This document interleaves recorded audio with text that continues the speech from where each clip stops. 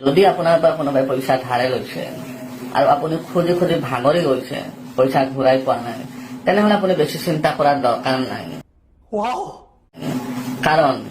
যিজনে আপোনাৰ ধাৰ খাই থৈছে সেইজনে অহা জনমত আপোনাৰ ঘৰত গৰু ছাগলী নহলে কুকুৰ মেকুৰী হৈ আপোনাৰ ঘৰত থাকি পেলাই ধাৰ পৰিশোধ কৰিব লাগিব জ্ঞানী পংকজ পাঠকৰ এনেকুৱা উপদেশ শুনি আমাৰ সমাজৰ কেইবাজনো মহাপুৰুষে প্ৰশংসা কৰিবলৈ আগুৱাই আহিছে সকলোৱে একোটা কমেণ্ট দিছে তাৰ ভিতৰত বেষ্ট কমেণ্ট কেইটা মই তুলি আনিছো ধন আহমেদে পংকজ পাঠকক কমেণ্টত কুৱেশ্যন কৰিছে যে এতিয়া পৃথিৱীত যিমান কুকুৰ মেকুৰী ছাগলী আছে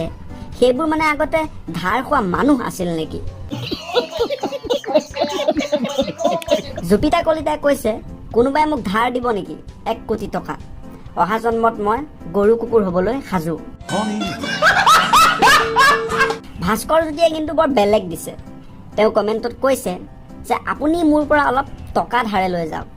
মই বিচাৰি থাকিলেও আপুনি মোক টকাখিনি ঘূৰাই দিব নালাগে মানে ভাস্কৰ জ্যোতিয়ে বিচাৰে অহা জন্মত পংকজ পাঠকে ভাস্কৰ জ্যোতি ঘৰত কুকুৰ মেকুৰী হৈ জন্ম লোৱাটো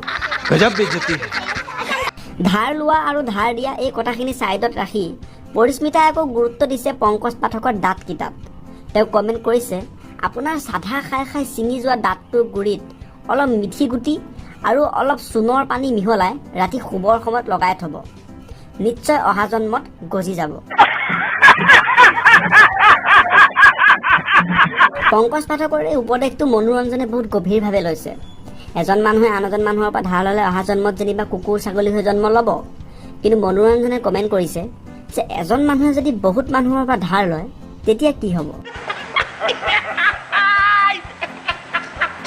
কোনোবা মানুহ এজন যেতিয়া দেখিবলৈ ধুনীয়া হৈ গৈ থাকে শকত হৈ গৈ থাকে তেতিয়া অন্য এজন ব্যক্তিয়ে সোধে ঐ কি ঘঁহিছ কি খাইছ ইমান দেখিবলৈ ধুনীয়া হৈছ ইমান শকত হৈ গৈছ ঠিক তেনেদৰে ইনচাল্ট কৰা সুৰেৰে অজিত ফুকনে পংকজ পাঠকক কমেণ্টত সুধিছে ঐ কি ঘঁহিছ ইমান কলা পৰিছ যে